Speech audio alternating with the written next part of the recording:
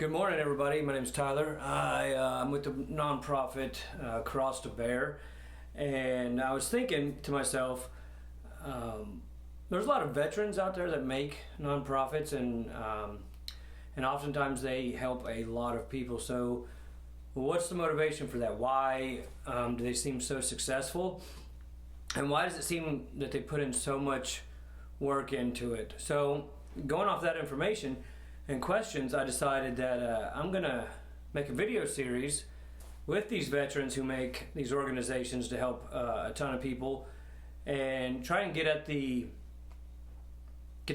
why, but not just the why, also the raw stories of what experiences they've had in life that have kind of led them to where they are now.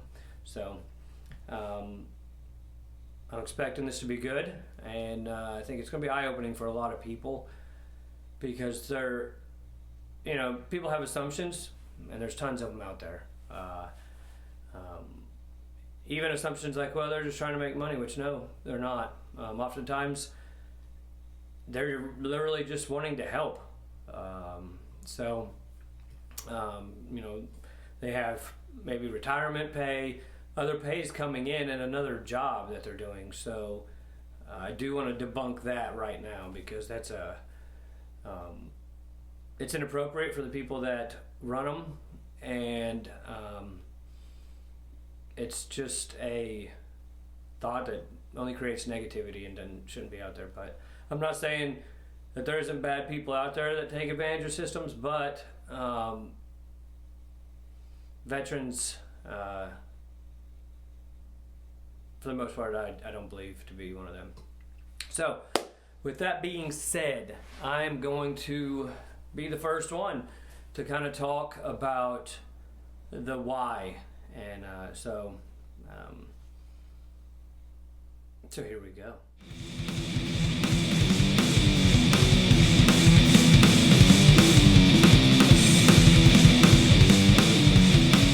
I'm originally from Carl Junction, Missouri.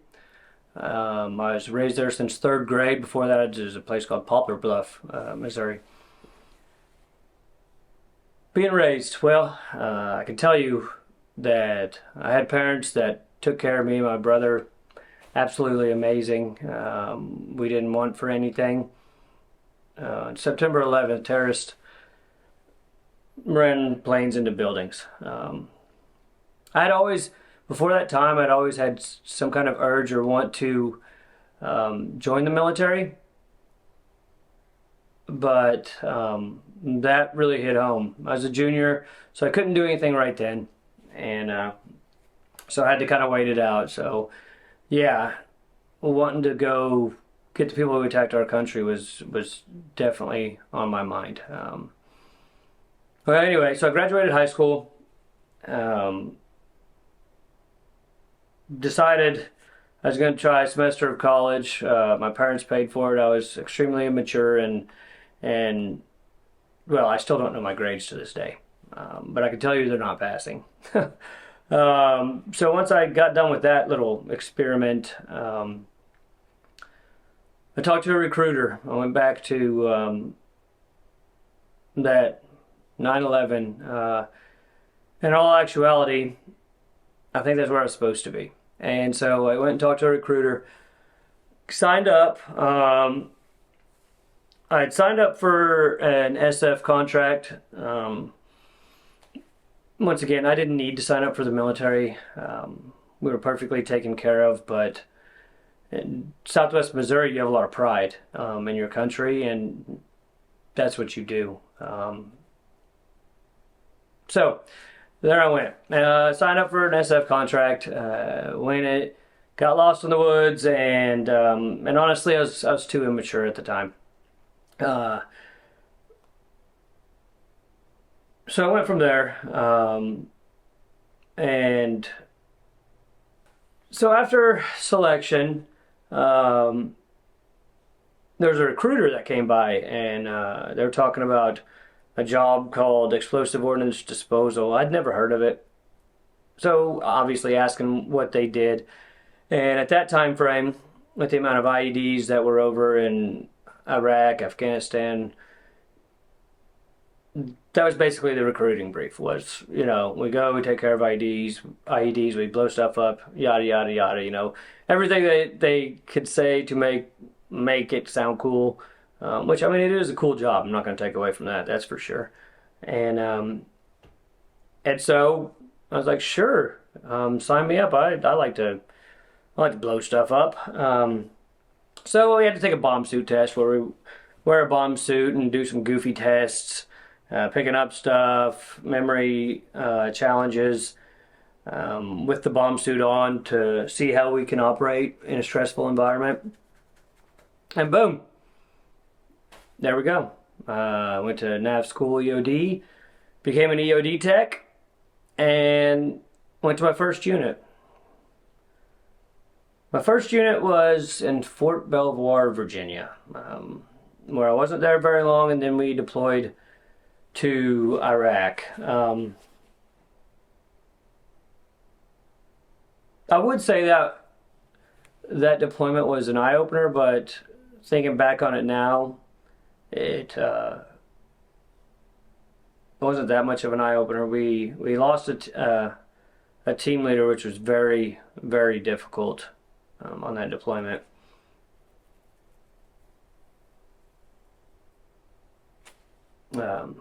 And so we had to work through that. And, coming home, obviously angry, started drinking a lot.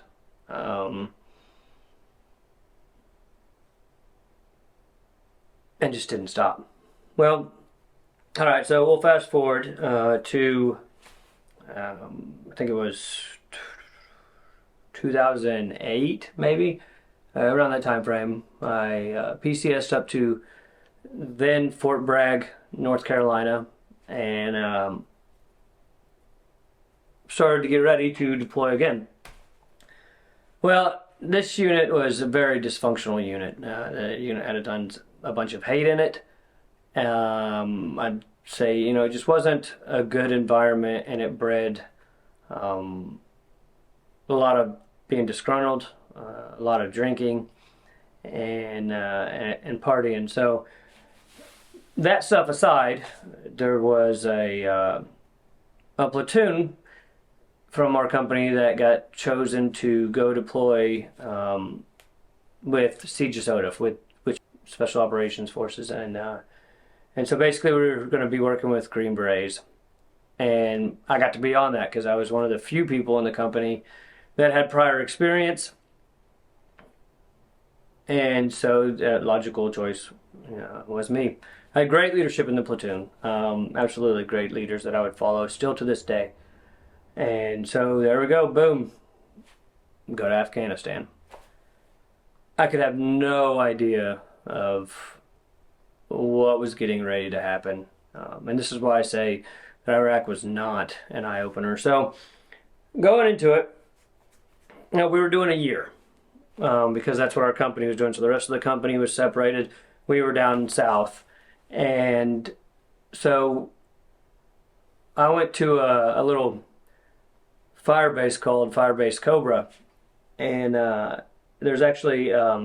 I think it's inside the Green Berets. National Geographic, I think, did something. So, landed there. Didn't even have time to unpack because the team responsible for that fire base was already out on mission. So, that's how we started. It was, they sent a truck back to pick us up with no time to unpack, and there we go. Now we're starting. And that very same day, that's when the action started. Came across IEDs. Now, when you're working with a new group, especially in the special operations world, you have to earn respect. And so I had never worked with these gentlemen before, so you had to kind of work your way in, show that you were competent and that you wouldn't end up being detrimental to the team. And me and my team members, we did that. I had 2 team members. So at that point, that's when we started to completely take over the IED role.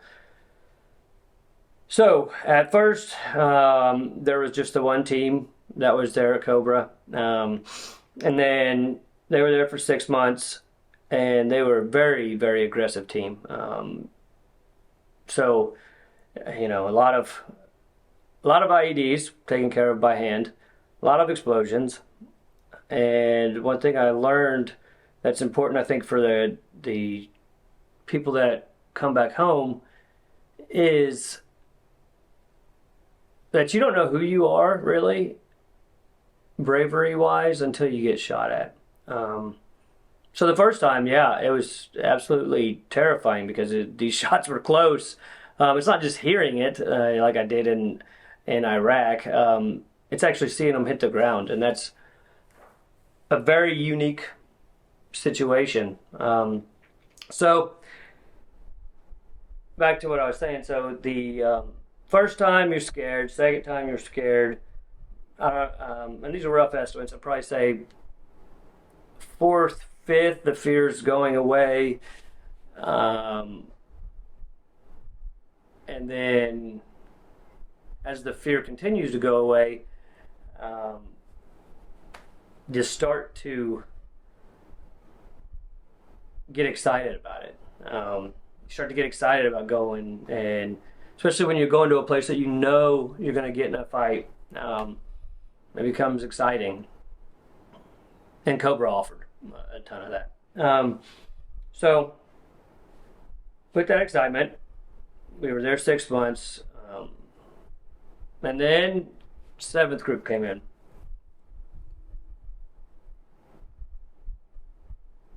They brought two teams. And with that being said, there's two teams involved. While one would stay at the fire base as a sort of defense, the other one would go out on mission, then they would come back, and then the next team would go out. So there was no break. For me, as a team leader, there is every day going somewhere. Might get to sleep one night back and then go back out, just constantly, continuously. At the time, I loved it. It was, once again, going back to it gets exciting. It was great. Testing myself, basically taking a me versus the bomber aspect and testing myself on how could I take care of these things, how fast, and not necessarily complacent, but running a robot and stuff like that wasn't an option because of the way the missions were working and how we operated. And same held true for the first group and the third group when they were there. So yeah. Then after just abusing the heck out of my body, the same team from third group came back. So that was kind of cool. Getting to say hello to them as well. And then a team from first group came because they were going to have two teams on the base again. And this is where things start to go south. So,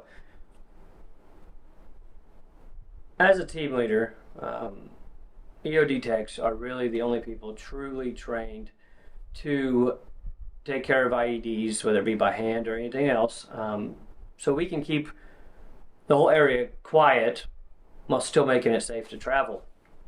And then it's safe to travel. So this whole year was spent walking in front of the trucks because you couldn't go anywhere fast in this part of the country. There was no paved road. There was just roads that were worn into the ground. So they needed a canine and an EOD guy and an SF engineer walked in front of the convoy. So we were always the first to experience the fight, and so that was always interesting. We'd even hear on the radios because the bad dudes would talk on radios and would have interpreters tell us what it was, and they would say, "Shoot the first Americans coming over the hill." And at that point, hearing that, I thought it was awesome. You knew you're fixing ready to get into it, and that's what you wanted.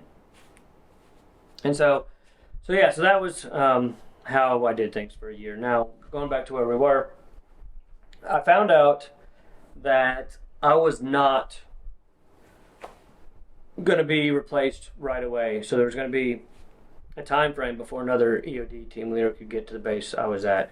You could only fly into the base, so trips weren't all the time, but that wasn't the reason they weren't replacing me at the time. It was negligence, I'll say that. Poor planning. So they were wanting to pull us back to meet up with the company around this time, and the first group engineer was very new. I think he hadn't had his long tab and for very long at all. And so the commander of the unit was trying to pull us back because we had to go from the south over to the east. And so I was able to send my team members back with equipment, but I had come to an agreement that I'd actually told them that if I leave this place right now without being backed up, somebody will die.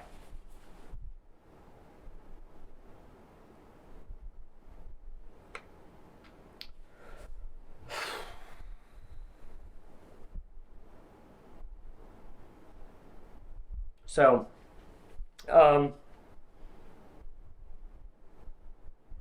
went out on a mission, the last mission. I told him I wouldn't miss the flight going back, but I knew I would, because that's how much I knew somebody needed to stay there until replaced. I mean, I was even willing to extend my stay over there because of how dangerous this area was. And and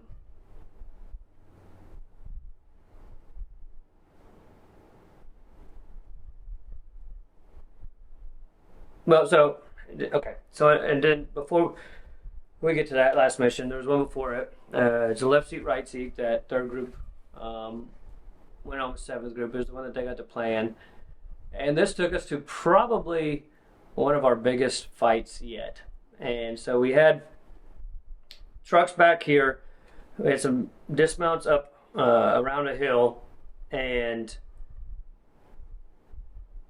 just gunfire just erupted.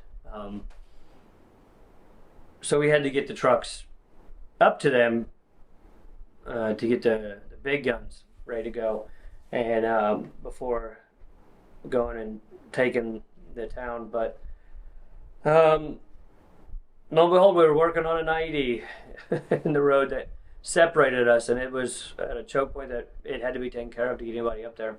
So, knowing the time that we needed to get the trucks up there, I had to move fast, because I wasn't going to let anybody die because I couldn't get trucks up there. So that's when the first time I had seen it over there, I went, disabled the IED, so I thought, and then another Afghanistan force that we would pay to work with us, he came up and started trying to shovel. So I picked, they had big yellow jugs. I picked it up with my hand, and then looking down on it, it had a switch that was meant for if somebody picked it up, it would blow up in their hands. Basically, it's a clothespin, and it's got a rubber with metal on the ends, wire coming off, and a rubber block in between. So there wasn't a good block in it. So contact was definitely made, and I to this day have no idea why that didn't go off. It did make for a funny moment after that because I looked back at the truck behind and I was like, "Oh, holy crap! This had a anti-lift, which is meaning if you lift it, you blow up." The goofball in the Tara is answer. Well, he actually, sorry, asked a question and he said, "Did it work?" So that broke the, I guess, seriousness and just made for a good laugh. Well, we got the trucks up and we all made it back. Now, let's go to the mission I was talking about. So we went out. I knew I wasn't going to get back on time. And this is the last one that I was supposed to go on. After telling my command that if I leave, somebody's going to die. And so I went out on the mission, and we were going to go stay at this location overnight, and then the first group team was going to, well, so we were taking them out there, they would go back, and then they would replace us the next day. And so that's the trip I had to go back on. And so I went back, had communication. Apparently, my commander was trying to give me an Article 15 for mismovement and crap like that. Because a lot of people in the military only care about their ratings and stuff like that. It's ridiculous. But so anyway, I'm at a base on Kandahar that is just the special operations people, their attachments, and everything like that. So I'm going to the gym. And then somebody tells me, asked if I'd heard what happened.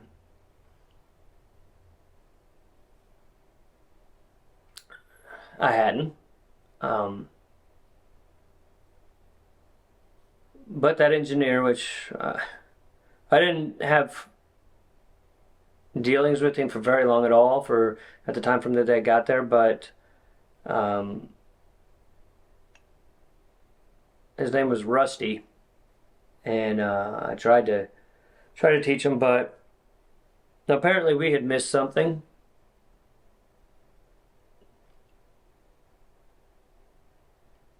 Which is not something I'd done to that point.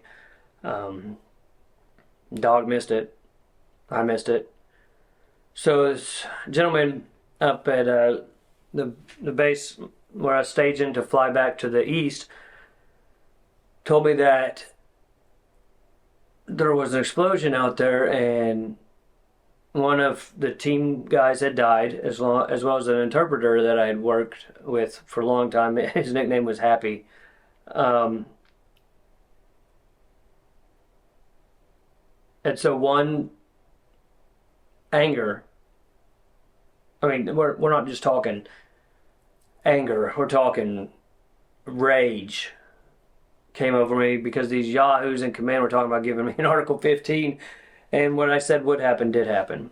I didn't want it to happen. No, no way, shape, or form. But I just had a feeling that this is what would end up happening, and I still think about it to this day. It's, you get the what ifs, you get the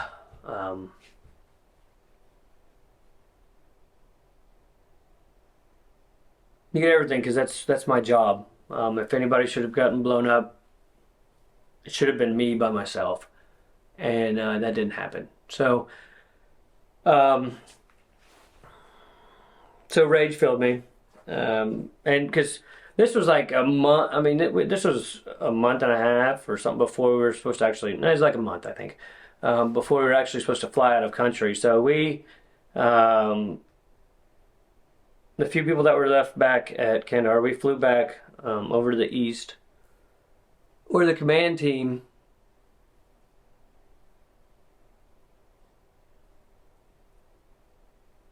that had thought about doing this.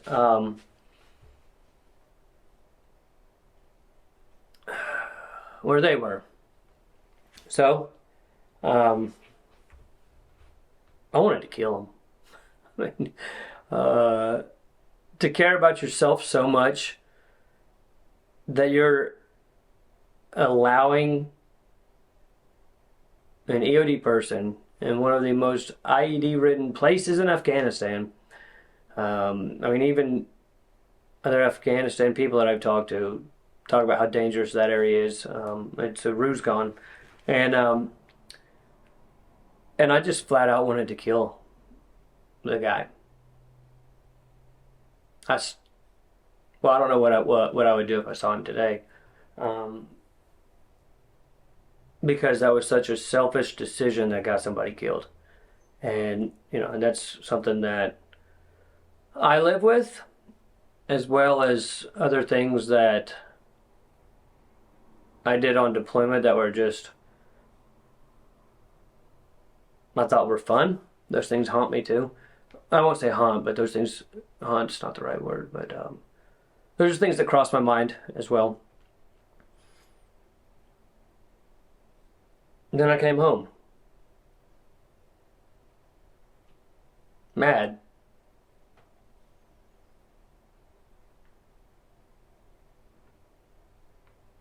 So I would drink. Excessive. Very excessive. I mean, there's times where I'd wake up in the hospital from drinking so much with blood all over me and not knowing why. And I even got married shortly after I got back to an amazing woman that should have left me a long time ago, but she stuck around, which, I mean, yeah, she did. So now we have a family, an amazing, beautiful family. But it took me a long time to stop using drinking as I guess, a method of coping. I never was a big fan of the term self-medicating, or I didn't think there was anything wrong with me, actually. Come to find out, years later, I absolutely destroyed my body in that year, without getting any time off except for a little bit of time back in the States in between. But that just crushed me, and mentally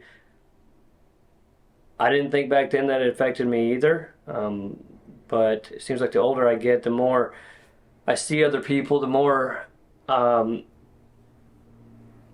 talk to people, the more I realize that mentally I'm not what I used to be. Probably never will be.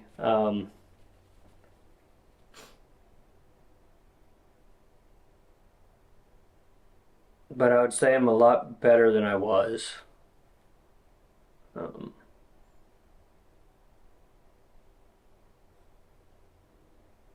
so that's what made me uh, want to start something. I couldn't figure out what it was. But I love music. I love playing music. So that's why I started Cross to Bear, so I could help people that were in my shoes, or basically when I was on the brink of losing everything. I should have lost everything. I should have been out on the streets. I wasn't any fun to be around or live with, because I'd always have to worry about my dad, or my wife would have to worry about if her husband's going to go do that same stuff. Um,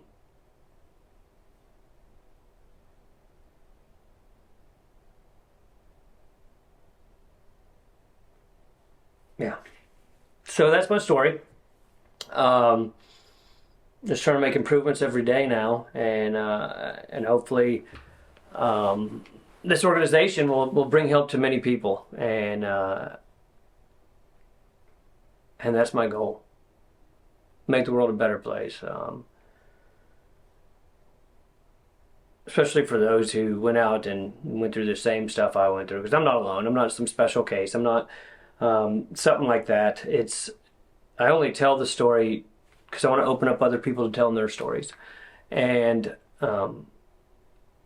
I think it's a way to cope. But I think the population needs to know what service members go through, because it's not some, you know, oh man, they're all of a sudden going to flip out of nowhere, stuff like that. Yeah, you can have those cases, but most of them are quiet. That's why I called the organization Cross to Bear, is because mostly everybody that gets to go through stuff like that, or they do stuff over there, they keep it to themselves. They think that it's their burden to bear and nobody else's, and they don't talk about it at all. I didn't talk about it at all. Still don't really talk about it at all, but I'm working on it. And so that's the reason I'm here where I am and trying to make a difference, and hopefully people can watch this video and learn